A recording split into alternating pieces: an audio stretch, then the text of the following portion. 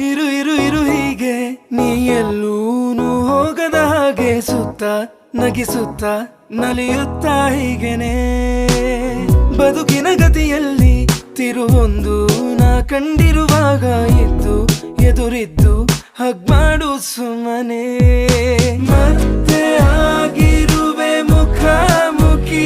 ಇದರರ್ಥ ಋಣವಿನ್ನು ಬಾಕಿ